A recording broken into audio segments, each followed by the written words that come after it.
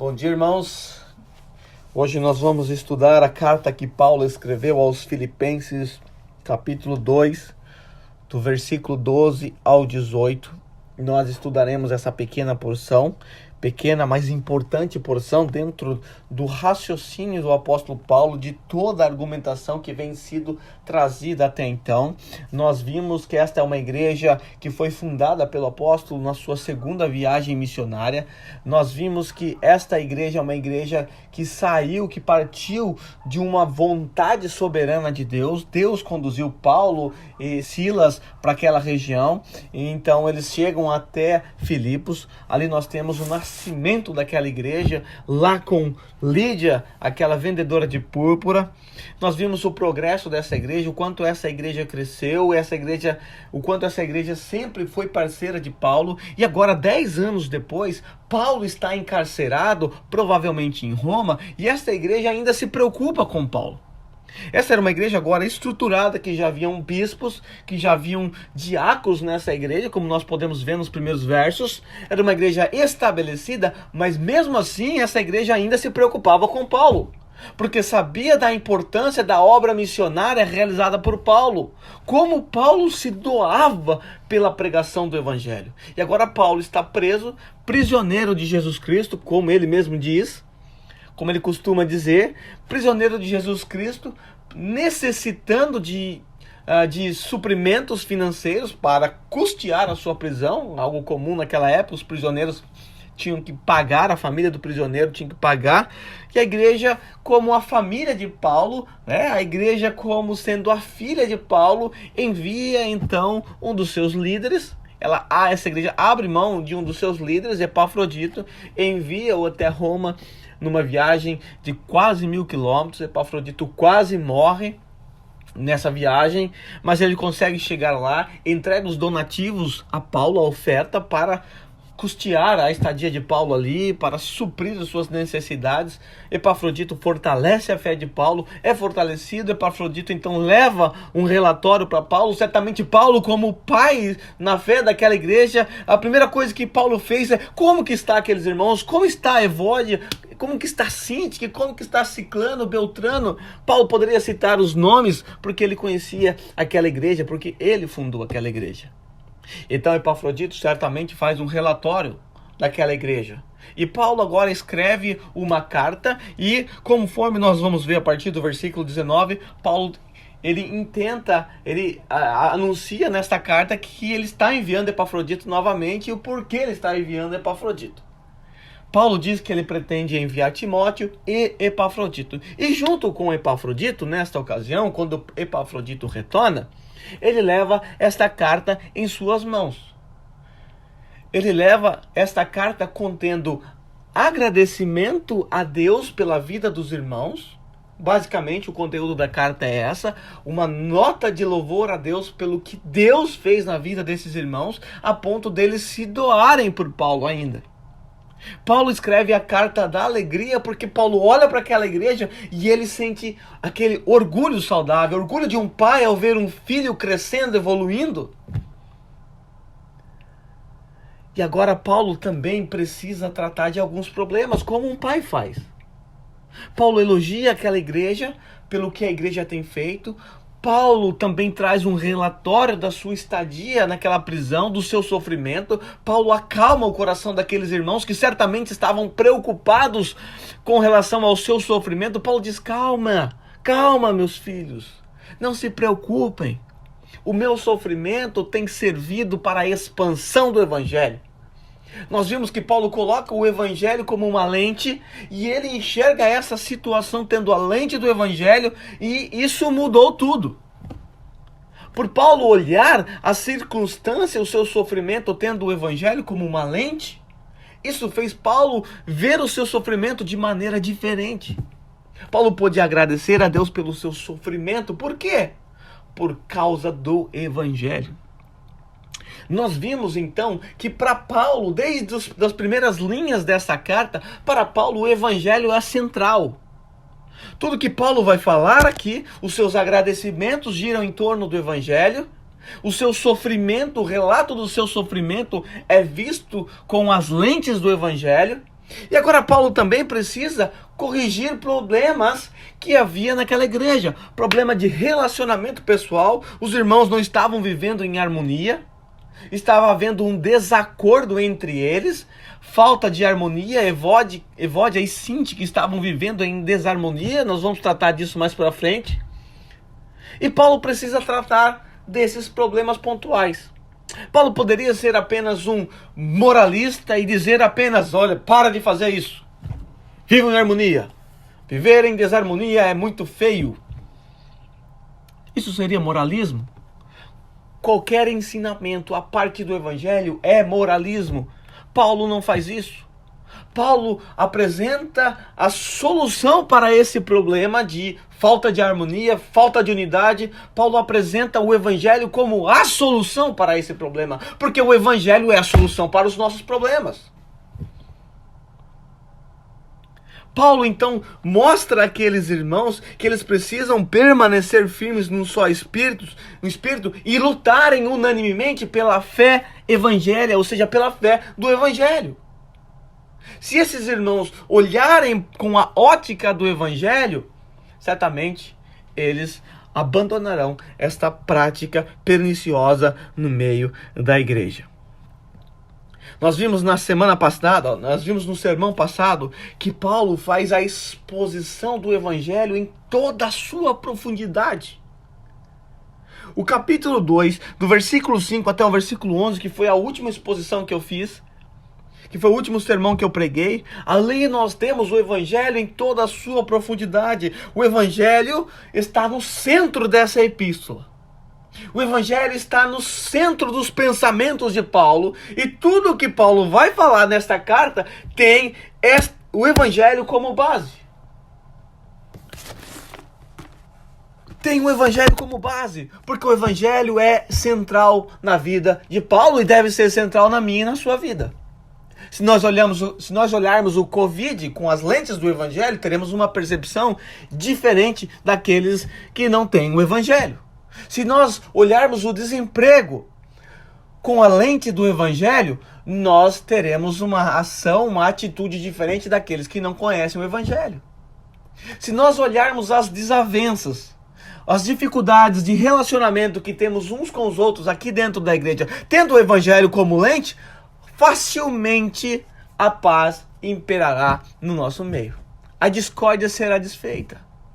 Mas para isso, é preciso nós colocarmos a lente do evangelho. Então nós vimos que lá no capítulo 2, do versículo 5 até o versículo 11, Paulo faz uma exposição profundamente teológica. É o trecho mais teológico das Sagradas Escrituras, está aqui. Nós temos um resumo de toda a cristologia. E se você parar nos pormenores e se aprofundar, você terá uma aula profunda de cristologia e de teologia. O texto logo começa dizendo que ele, embora sendo Deus, já apresenta a natureza do nosso Senhor Jesus Cristo. Ele é Deus. Daqui você já tem a teontologia, a teologia propriamente dita, trindade, atributos, e aqui você pode se aprofundar de maneira a absorver o entendimento, o conteúdo a respeito do nosso Deus. Nós vimos depois que Paulo expõe a doutrina da encarnação. O verbo se fez carne, a doutrina da encarnação do nosso Senhor Jesus Cristo é exposta aqui. Então você já pode pensar no seu nascimento virginal, você já pode pensar nas profecias do Antigo Testamento a respeito disso, a respeito dele. Nós temos também nesse pequeno trecho a doutrina da salvação. O texto nos diz que o Senhor Jesus Cristo enfrentou a morte de cruz. Aqui nós já temos a doutrina da salvação em todos os seus aspectos. Depois nós temos a doutrina da exaltação do nosso Senhor, que também geraria uma outra aula. Nós temos a teologia em profundidade aqui. Agora, por que Paulo faz essa exposição teológica tão profunda? Tão profunda? O que Paulo quer com isso? Será que ele quer demonstrar todo o seu conhecimento teológico? Será que Paulo quer ensinar um emaranhado de doutrinas teóricas? Será que é isso que Paulo quer? Paulo tem em mente, com essa exposição, resolver os problemas que haviam naquela igreja. E os problemas eram esses que eu acabei de citar. Não havia união, não havia harmonia, dissensões. Esses irmãos não estavam vivendo de maneira digna do Evangelho. O orgulho estava no coração daqueles irmãos. Alguns irmãos estavam vivendo de maneira orgulhosa, e o orgulho afasta as pessoas, conforme nós já vimos. O orgulho gera essa divisão. E agora Paulo usa o Evangelho em toda a sua profundidade para resolver esse problema. Não é fantástico isso? E agora nós estamos diante de um trecho em que Paulo vai instar aqueles irmãos, Paulo vai convocar aqueles irmãos a, veja só, no versículo 13, versículo 12. Ponha em ação a salvação de vocês. Paulo diz àqueles irmãos que eles devem colocar em ação a salvação deles. Esse é um texto, é uma parte do texto que gera muita confusão na mente de algumas pessoas. Por quê? A salvação, ela é uma obra de Deus, ela é uma obra minha, é Deus que faz ou eu que faço? Porque o texto fala, eu tenho que pôr em ação a minha salvação. Será que Paulo está ensinando salvação pelas obras? É evidente que não. Paulo está mostrando que a consequência natural daquele que conhece o Evangelho, que ele expôs anteriormente, a consequência natural de tal pessoa é que tal pessoa viverá de maneira digna do Evangelho. É que tal pessoa viverá a salvação a salvação prática. Qual é o lado prático da salvação? O lado prático da salvação é a santificação. A salvação, ela possui 4 aspectos. Um dos aspectos, justificação. A justificação é um ato forense que nos arremete a um tribunal, onde nós temos um juiz julgando a nossa causa, e esse juiz bate o martelo, culpado ou inocente. Deus nos declarou inocentes pelo que ele fez em Cristo Jesus, na cruz. Ele declarou Cristo culpado no nosso lugar e nos declarou inocentes. Então nós temos na doutrina da justificação uma posição estabelecida. A justificação é posicional. Sendo assim, não é possível ver a olho nu. Nós não temos um equipamento chamado justificômetro para verificar quem é justificado ou não. Nós não podemos perceber, não dá para saber quem é ou não, porque é uma posição estabelecida. A regeneração também é um outro aspecto da salvação. Também não pode ser percebida a olho nu. Não dá para saber quem realmente foi regenerado apenas olhando para a pessoa. Nós não temos condições de identificar uma pessoa regenerada ou não simplesmente por olhar. E até por causa disso, algumas vezes somos enganados. Pessoas no nosso meio, pessoas caminham conosco, aparentemente se mostram regeneradas, mas lá na frente nós descobrimos que tal pessoa não era de fato regenerada. Porque não dá para ver. É invisível. Nós temos um aspecto futuro chamado glorificação. Se é futuro, também não dá para ver. Não é possível contemplar com os olhos nus. E nós temos a santificação. Alguém no passado já disse que a santificação é o lado visível da salvação. E é verdade. A santificação pode ser percebida, é o lado visível da salvação. E a santificação, ela tem 2 aspectos, e por não compreenderem esses 2 aspectos, muitas pessoas geram confusões em suas mentes. Um dos aspectos da santificação é que ela também é posicional. Ela também é uma posição estabelecida. Deus estabelece essa posição quando o mesmo nos salva. Deus nos declara santos. A palavra santo por si só significa separado. Deus nos separa para Ele. É posição. E esse lado da santificação é invisível. E esse lado da santificação ocorre juntamente com a regeneração e justificação. Invisível, nós não podemos ver essa moeda, esse lado da moeda. Mas existe um outro lado da moeda da santificação que é visível, que é a nossa santificação prática. É o lado processual da nossa salvação. O que Paulo está tratando aqui com esses irmãos é a respeito desse aspecto da santificação. Desse aspecto prático da santificação. Porque vocês foram salvos por Jesus Cristo. Porque o Evangelho de Jesus Cristo, em toda a sua profundidade, te alcançou. Esse Cristo que, embora sendo Deus, não se orgulhou em ser igual a Deus, antes a si mesmo se esvaziou, entendeu que isso não era algo que devia apegar-se, tornou-se um servo, tornou-se um homem, foi encontrado em forma humana, humilhou-se a si mesmo, foi obediente até a morte, passou pela cruz para te tornar justo, para pagar o preço do seu pecado. Ele te salvou. Ele se escolheu, ele separou você para ele. Então agora você tem que viver de acordo com a verdade do Evangelho. Tem que fazer o que Paulo falou para aqueles irmãos. Exerçam a cidadania de vocês de maneira digna do Evangelho. Do Evangelho. O que se espera de alguém que conhece o Evangelho, alguém que foi alcançado pelo Evangelho, é que o mesmo viva uma vida de santidade. O que Paulo está pedindo para aqueles irmãos é: olhe para o Evangelho. Coloque a lente do Evangelho. Se assim vocês fizerem, tudo vai mudar na vida de vocês. Esse problema que vocês estão enfrentando aí, que eu vi relatos através de Epafrodito, esse problema simplesmente vai desaparecer. Outros problemas surgirão no meio da igreja. E sabe qual é a solução? A mesma, o Evangelho. O Evangelho. A nossa igreja aqui no Japão, nós enfrentamos problemas semelhantes a esse. Nós enfrentamos problemas piores do que esse. E sabe qual é a solução para nós, irmãos?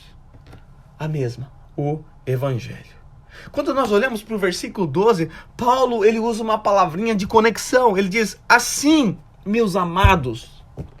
Ou seja, assim, por causa do que está aqui atrás, por causa dos versos anteriores, ou seja, por causa do Evangelho em toda a sua profundidade, vocês devem fazer o quê? Uma outra coisa que me chama a atenção é que Paulo chama aqueles irmãos de amados. E fica-nos evidente que Paulo está falando para um grupo de pessoas salvas. Pessoas amadas no Senhor. Isso fica evidente pelo contexto que nós lemos desde o capítulo 1, que aqui Paulo está tratando com crentes. Então, tire da sua mente a ideia de que santificação é algo que deve ser exigido de um ímpio para que ele seja salvo. Não é isso que Paulo está ensinando. Paulo está falando para pessoas que já foram alcançadas, que foram salvas pelo Senhor Jesus Cristo, ou seja, o Evangelho alcançou essas pessoas.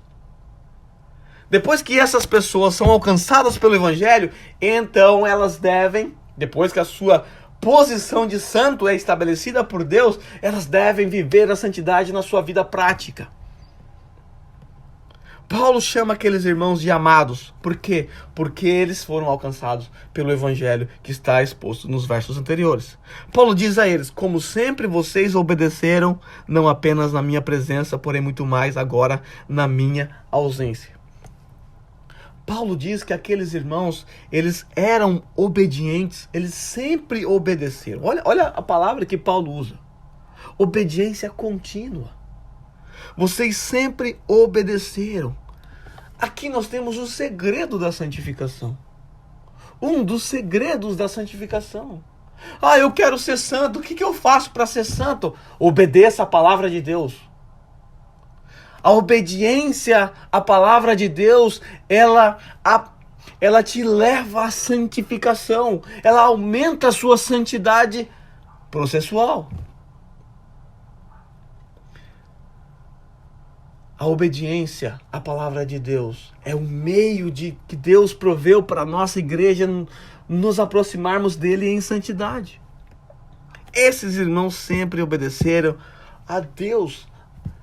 Obedeceram às palavras de Paulo quando mesmo esteve ali expondo, ensinando. E adivinha o que é que Paulo ensinava quando ele esteve ali? O Evangelho.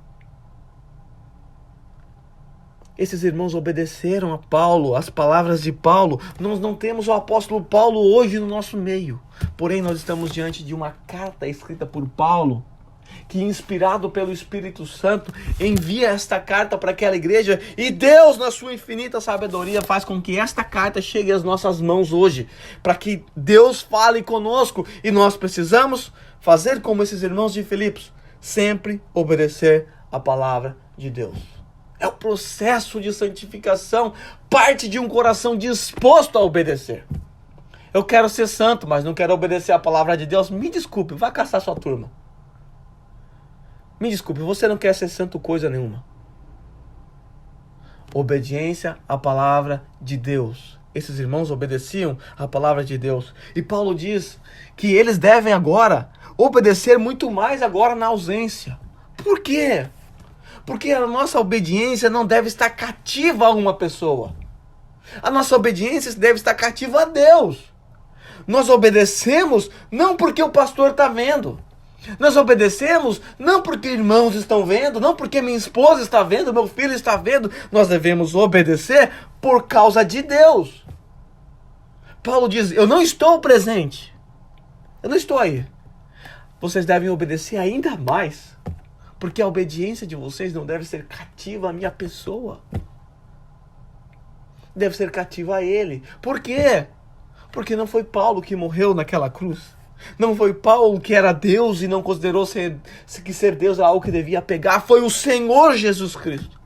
Então, por causa dele, aquela igreja deve continuar obedecendo ainda mais. Mais do que quando Paulo estava ali. Porque o processo de santificação é progressivo em nossa vida. Pelo menos deveria ser. E aí então Paulo coloca essa frase: ponha em ação a salvação de vocês. Ou seja, coloque nos seus braços aquilo que Deus já fez na sua alma, no seu coração. Deus já te salvou em Cristo Jesus. Agora, viva a vida de maneira digna do Evangelho. Vivam, exerçam sua cidadania de maneira digna do Evangelho. Paulo já disse isso anteriormente. O que Paulo está dizendo é: vivam em santidade. Busque a santificação. Busque a santificação. Por quê? Para vocês serem salvos? Não, porque vocês já foram salvos. E Paulo diz assim: com temor e tremor. Como é que nós devemos realizar esse processo? Como é que nós devemos pôr em ação a nossa salvação? Tendo em mente quem Deus é. Tendo em mente que Deus não poupou o seu próprio Filho. Olha o que o texto anterior nos diz, naquela exposição profunda do Evangelho, que Jesus Cristo foi humilhado, passou pela morte e morte de cruz. Nós sabemos que lá na cruz Deus realizou a sua justiça nele. Nele.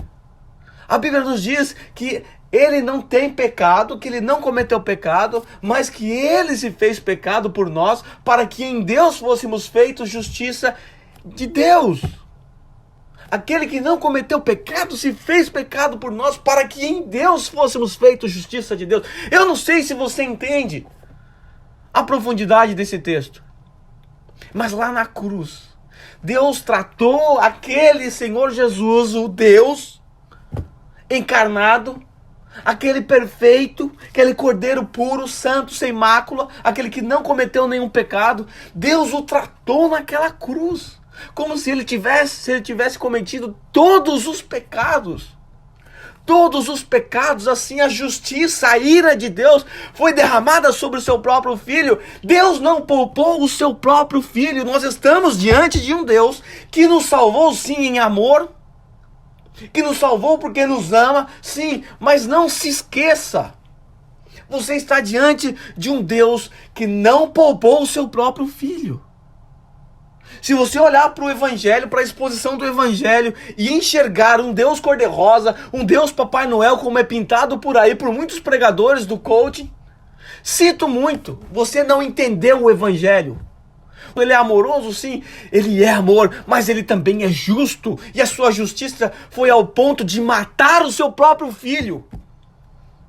ao ponto de matar o seu próprio filho. Como é que nós podemos nos portar diante de Deus sem tremor e temor? Como é que nós podemos participar de um culto irreverentemente? Como? Como é que nós podemos viver uma vida distante de Deus sem santidade, sendo que Ele não poupou o seu próprio filho para nos salvar, para nos estabelecer como santos? Como, meus irmãos? Devemos colocar a nossa salvação em prática, com temor e tremor. Com temor e tremor. Porque quem nos salvou foi Deus. E o preço da nossa salvação foi o seu próprio Filho, que Ele não poupou. Isaías 53 diz que foi do agrado do Senhor moê-lo. Foi do agrado do Senhor. Esse é o Deus. É o Deus que nos salvou. Então, reverência diante dele. É reverência. Como é que nós nos portamos diante de Deus? Como nós nos portamos no culto público? Qual o seu compromisso com Deus, com a reunião em comunidade? Como é que você tem olhado a reunião dos santos aos domingos? Para você é apenas mais um dia que você tem que ir, porque se você não for, o pastor vai te ligar? Os irmãos vão começar a falar mal de você? Será que é por conta disso que você vai? Será que quando você acorda de manhã, você pensa, hoje é dia de eu cultuar ao meu Deus? Vou fazer da melhor maneira possível, com temor e tremor. Porque eu só posso fazer esse culto a Deus. Eu só posso ter comunhão com Deus. Deus só pode ouvir a minha oração, receber os meus cânticos imperfeitos, porque Cristo habita em mim. E Ele enxerga Cristo Jesus, Ele não enxerga as minhas atitudes. Ele enxerga o seu próprio Filho, irmãos. Esta é a beleza do Evangelho. Não é na nossa força, não é por nós. E o versículo 13 vai deixar isso muito claro. Pois é Deus quem efetua em vocês tanto o querer quanto o realizar de acordo com a boa vontade dEle. Eu tenho a responsabilidade de pôr em ação a minha salvação, ou seja, de buscar uma vida em santidade, obedecendo a palavra de Deus. Sim, porque eu sou amado no Senhor, eu fui comprado por um precioso sangue. O Evangelho me alcançou. Mas a santificação, ela é fácil, irmãos. A santificação, ela é fácil. A santificação é impossível. É simplesmente impossível ser santo pela nossa própria força. Em nós não há querer. A nossa natureza pecaminosa, ela não deseja buscar esse tipo de coisa. Antes, a nossa natureza caída sempre vai desejar o que é mal. Sempre. Sempre vai desejar o que é mal. Mas o maravilhoso do Evangelho é que Deus efetua em nós tanto o querer. O querer.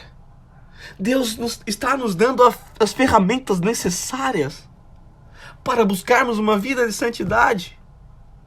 Deus vai nos levar a realizar, vai nos capacitar a realizar santificação na prática. Não depende de nós.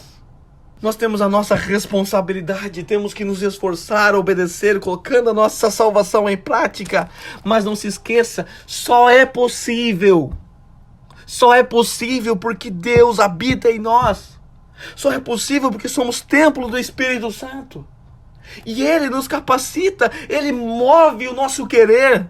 Ele coloca em você, pecador miserável, o desejo de buscá-lo. O desejo de obedecer a palavra de Deus. Por isso não dá para exigir santificação de quem não é crente. Isso é moralismo. Ninguém tem que ser santo para ser salvo. Antes, porque alguém é salvo, esse é santo. É uma consequência natural. Mas por que Deus faz isso? Por que Deus mexe conosco? Deus trabalha em nós. Ele já nos deu o seu Filho, já matou o seu próprio Filho na cruz, derramou seu precioso sangue, já nos escolheu, já separou para Ele. Deus faz isso para a sua própria vontade. A sua vontade é boa, A sua vontade é perfeita. Deus nos salva para o seu próprio deleite, para a sua própria glória. Então, quanto mais santo você for, menos glória para você e mais glória para Ele. Mais prazer para Deus. Por quê? Porque é Ele mesmo quem está efetuando em você tanto querer quanto realizar. O querer quanto realizar. Nós temos aqui a nossa responsabilidade, por um lado. E do outro lado, nós temos a ação soberana de Deus sobre as nossas vidas. Agora, versículo 14.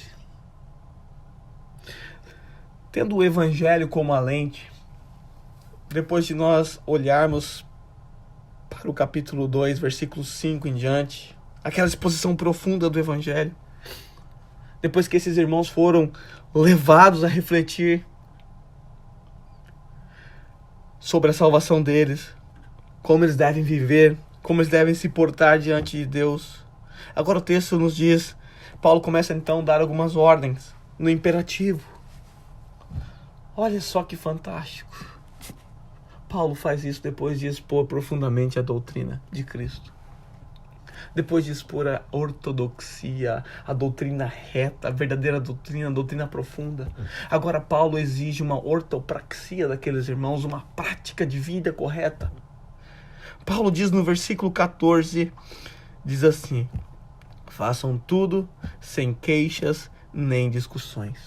Outras versões dizem: façam tudo sem murmurações e nem contendas, disputas, conforme discussões aqui, ou outras disputas.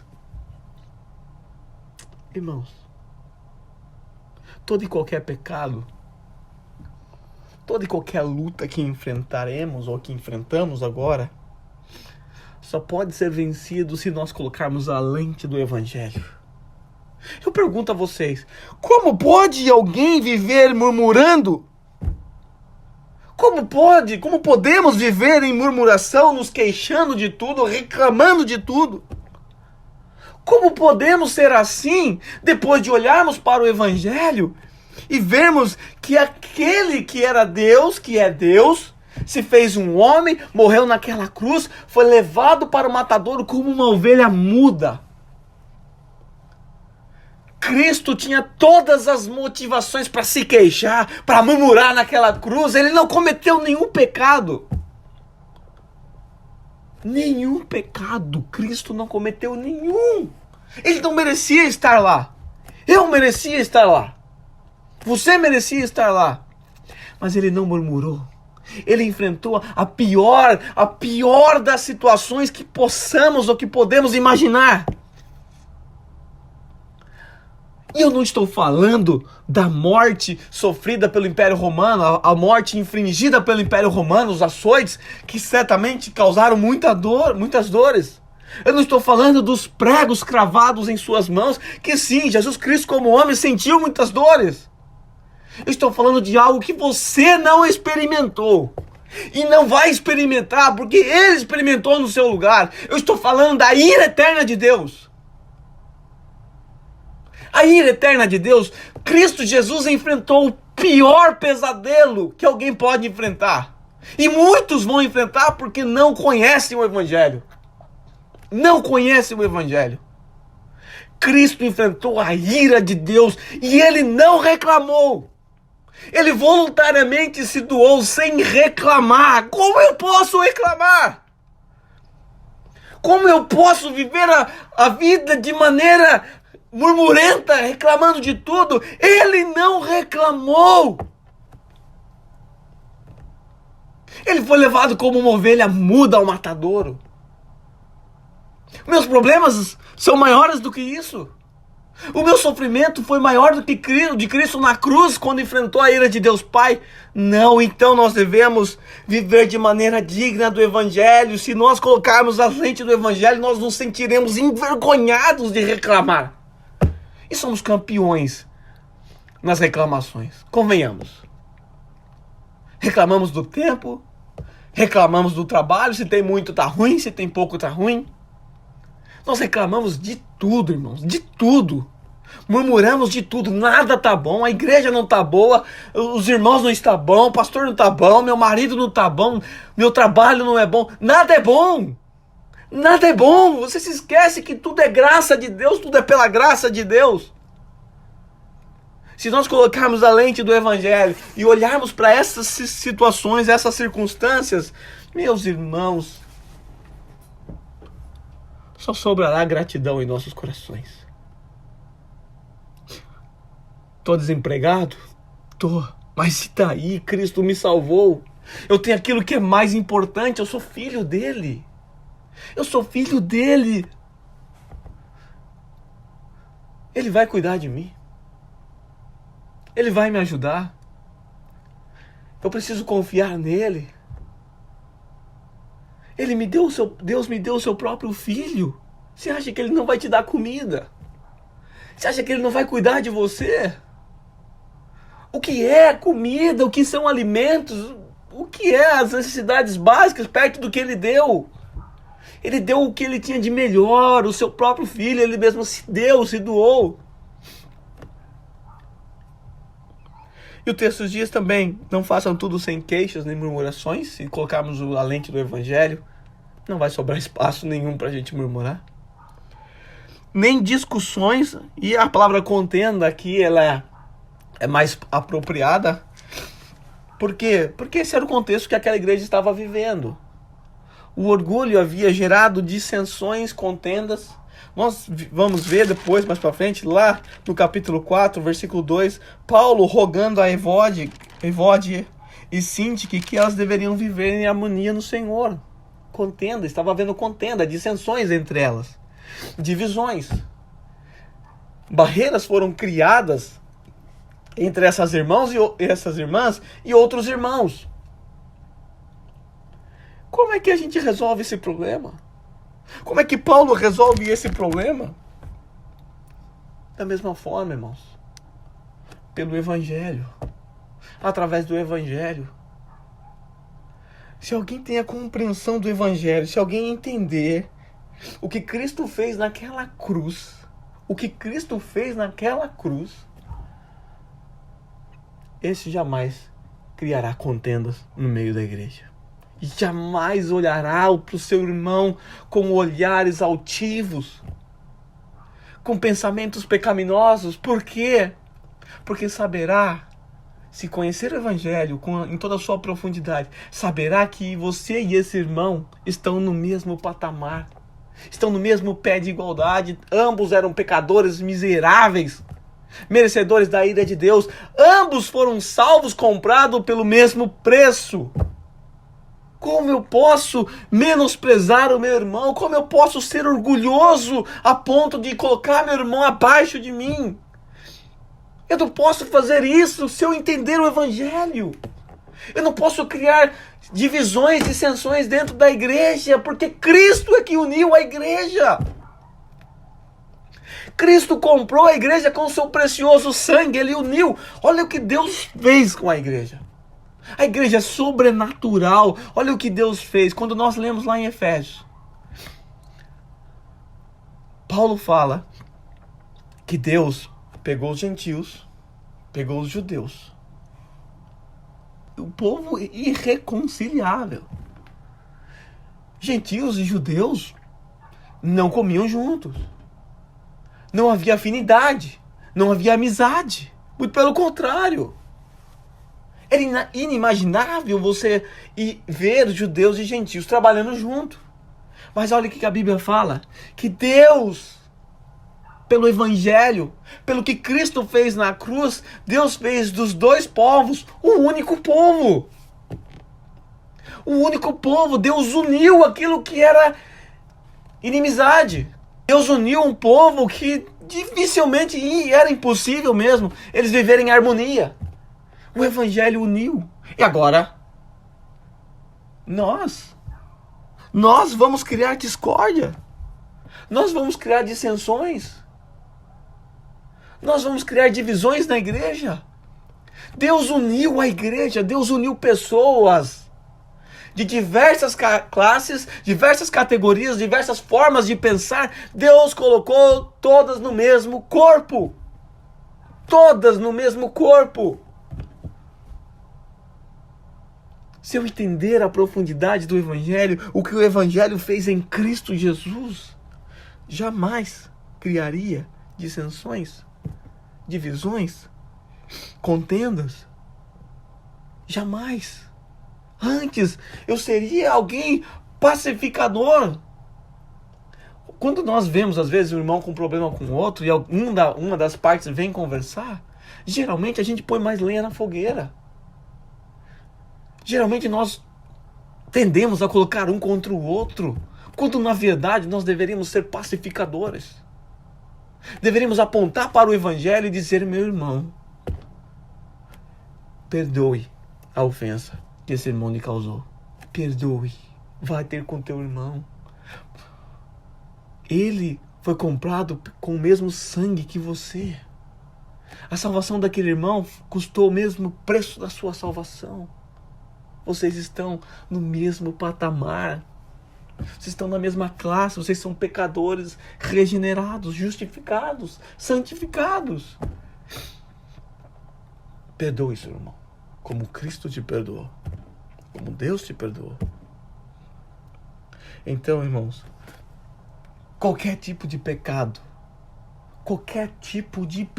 que você possa imaginar, se você colocar o Evangelho como uma lente para você observar o seu pecado, certamente você deixará de praticá-lo. Aqui nós temos dois exemplos apenas.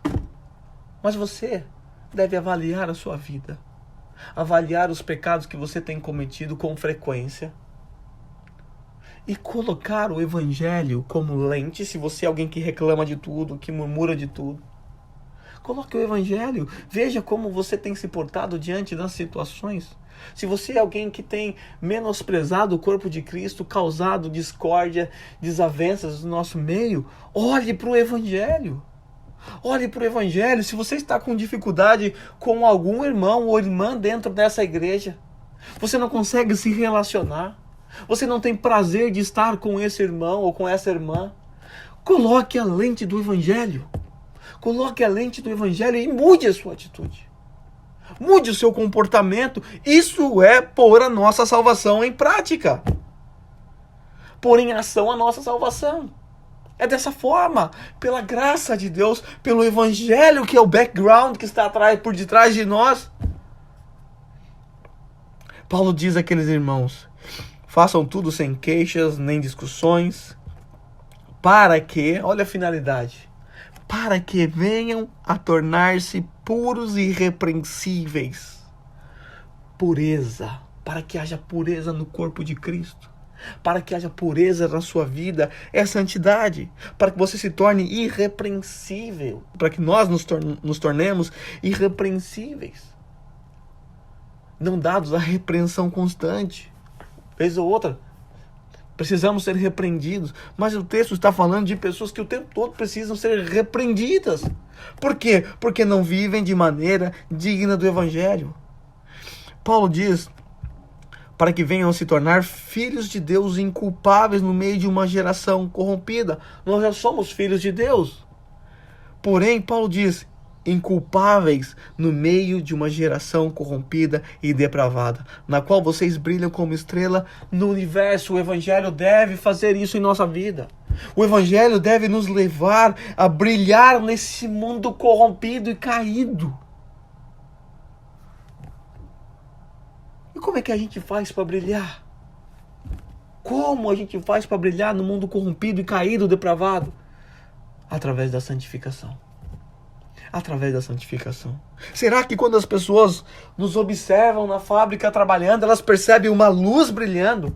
Uma luz resplandecendo em nós? Ou elas, ao observar as nossas atitudes, elas não percebem nenhuma diferença entre nós e o incrédulo? Talvez a única diferença seja que não falemos palavrões. Espero que todos aqui não falem, né? Porque se falar também, aí complicou ainda mais. Será que o mundo, ao olhar para nós, eles podem perceber, eles conseguem perceber o brilho da luz de Jesus em nós? o brilho do evangelho em nós. Paulo diz que eles devem viver tudo isso, sem queixas, sem discussões, para se tornarem puros, irrepreensíveis, filhos de Deus inculpáveis no meio de uma geração corrompida e depravada, na qual eles brilham como estrelas no universo. Como estrelas no universo, você consegue perceber a anos-luz de distância uma estrela brilhando. Porque o seu brilho é irradiante. O seu brilho é contagiante. Quantas vezes você já não ficou deitado no meio do mato, olhando para as estrelas nos céus? Essa é uma atividade que todos deveriam fazer, se você ainda não fez. Aí o versículo 16. Veja só, Paulo disse já lá no versículo 12 que aqueles irmãos, como sempre, eles obedeceram, não somente quando Paulo estava presente ali. O que eles obedeceram? A palavra. Paulo expunha a palavra. Agora, o versículo 16, Paulo volta para a palavra novamente. Paulo volta a tratar da palavra novamente, porque o meio de santificação, um dos meios de santificação que Deus trouxe para a sua igreja é a palavra. Foi o que Jesus disse lá em João capítulo 17. Santifica-os na tua palavra. Salmista diz: escondi a tua palavra no meu coração para não pecar contra ti. A santificação está em você esconder a palavra, guardar a palavra lá no seu coração, encher o seu coração da palavra. Então a palavra é fundamental. O evangelho é fundamental. Precisamos tê-la em nossos corações. Aí Paulo diz: retendo firmemente a palavra da vida. Precisamos reter a palavra da vida. Precisamos guardá-la em nossa mente, em nosso coração. Ou seja, basicamente coloquem a lente do evangelho. Se vocês assim o fizerem, nada disso acontecerá mais no nosso meio. Não haverá contendas, dissensões e todo e qualquer tipo de pecado. Paredes não serão levantadas entre irmãos. O perdão será concedido com facilidade. O amor pelos necessitados acontecerá com maior facilidade. Tudo acontecerá com maior facilidade, mas para isso, queridos irmãos, nós precisamos colocar a lente do evangelho. Precisamos urgentemente, desesperadamente, ajustar a nossa lente, que está embaçada, está ofuscada. Nós precisamos limpar para enxergarmos tudo com o evangelho na nossa frente. Então retenha firmemente a palavra da vida. Retenha, guarde para você. Retenha no seu coração. Assim, no dia de Cristo, eu me orgulharei de não ter corrido nem ter me esforçado inutilmente. Como um pai, Paulo vai se alegrar naquele dia ao olhar os seus filhos na fé, experimentando agora a glorificação que é aquele aspecto futuro. Paulo vai poder glorificar a Deus pela vida daqueles irmãos de Filipos, porque eles ajustaram a sua vida ao evangelho. Eles viveram uma vida de santidade aqui na terra, colocando em ação a salvação deles, de forma que eles brilharam como estrelas no meio do universo, estrelas no universo. E Paulo poderá se regozijar pelo trabalho no Senhor. Contudo, mesmo que eu seja derramado como oferta de bebida sobre os serviços que provêm da fé que vocês têm, sacrifício que oferecem a Deus, estou alegre e me regozijo com todos vocês. Estejam também vocês alegres e regozijem-se comigo. A alegria novamente volta à tona. A alegria novamente volta à tona. Paulo está naquela incógnita: será que eu vou morrer? Será que são as minhas últimas palavras? Será que eu não vou mais ver aqueles irmãos? Mesmo assim, Paulo, por causa do evangelho, ele diz: ainda que eu seja derramado como oferta de bebida sobre os serviços que provêm da fé de vocês, se alegrem comigo. Regozijem-se comigo, todos vocês, estejam também alegres. Paulo já havia nos dito anteriormente que ele não sabe o que vai acontecer com ele. Será que ele vai morrer? Será que ele vai viver? Ele fala: aguardo ansiosamente, espero que em nada serei envergonhado, ao contrário, com toda a determinação de sempre, também agora, Cristo será engrandecido em meu corpo, quer pela vida, quer pela morte, porque para mim o viver é Cristo e o morrer é lucro. Paulo não sabe o que é que vai acontecer com ele. Ele quer permanecer com os irmãos. Ele diz que é necessário e ficar com os irmãos para fortalecer a fé dele, a alegria, o progresso da fé daqueles irmãos. E Paulo diz: olha, seja lá o que acontecer comigo, se alegrem. É Deus trabalhando em mim. O meu tempo chegou. A minha hora chegou. Se isso vier a acontecer, se eu for derramado como uma oferta de bebida, meus irmãos, se alegrem. Porque Deus está trabalhando em nós. Deus está completando a sua obra em mim. E certamente, um dia nos encontraremos lá no porvir.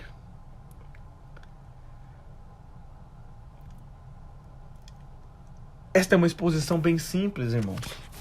Bem simples. É um trecho muito simples, mas é um trecho carregado de prática, conectado com teologia profunda. Tire da sua mente tola a ideia de que teologia e prática são inimigas. Teologia deve nos levar a vivermos uma vida de devoção a Deus, uma vida de santidade.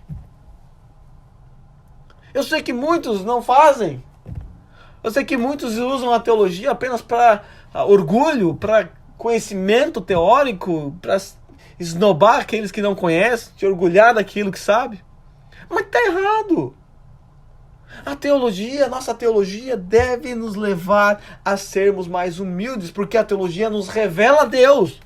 A teologia nos mostra Deus na sua profundidade. A teologia nos mostra quem nós somos em toda a profundidade. Nós somos pecadores miseráveis que merecemos a ira de Deus. E Deus é justo. Deus é amor, sim, mas Deus também é justo. E Deus executou a justiça no seu próprio Filho para nos tornarmos justos, santos.